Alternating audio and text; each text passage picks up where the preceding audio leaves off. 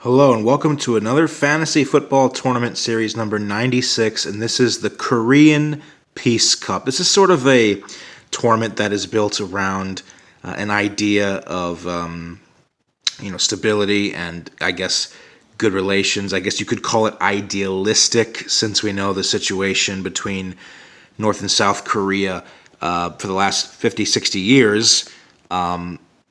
Technically, the Korean War never really ended because it was never official.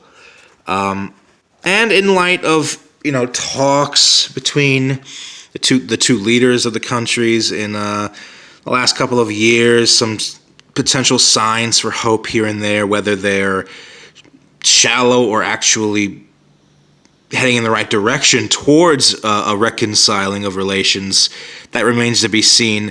This is not like a political agenda related video. I just thought it was a cool idea because I also need ideas for my fantasy football series. I want to reach 200 eventually, but it's just hope. It's the hope that keeps you alive, right? So, North and South Korea, if this were to be an actual competition, I think it could be made in the general spirit of good sportsmanship, a good gesture, at least. The idea of a united Korea team at the Olympics has been floated around, so that's something that hasn't been thought of in decades, really. And I think that if this tournament, a two-legged playoff, were to occur, it'd be reasonably competitive, because even though South Korea has stolen the spotlight between the two Koreas for the last several years in international football, whenever these two teams meet, it's relatively decently not that straightforward, and I think the reason for that has to do with pride. North Korea has been able to get results in South Korea in the not-so-distant past. They're in the same qualifying group for the World Cup for Qatar 2022. They drew with each other 0-0 in Pyongyang just a couple of months ago. So the first leg I have here in Pyongyang, North Korea versus South Korea. I'm going with a 1-1 draw. Goals by Kim Yu-sung, who plays for April 25th, a club in North Korea. North Korea's national team is almost exclusively domestically based. And an equalizer by Korea Republic, South Korea, through Lee Young-jae. So I'm going to go with a draw here in the first leg, 1-1, because I think it'll be really tense, and North Korea will be under a lot of pressure to not lose to their bitter rivals to the south.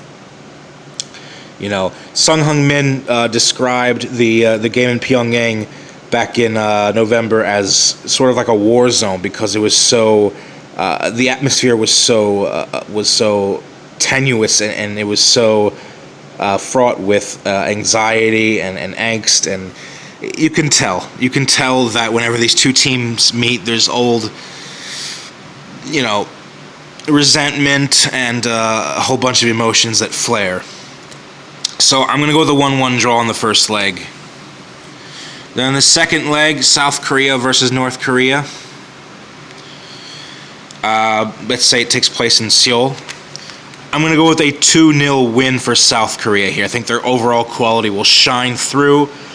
And I'm going to go with goals by Sung Heung-min and a header off of the corner kick by center back Kim Young-gwan to seal it for the Taeguk Warriors. So 2-0 for South Korea at home. So South Korea wins the Korean Peace Cup on aggregate score 3-1, and North Korea comes in second, of course.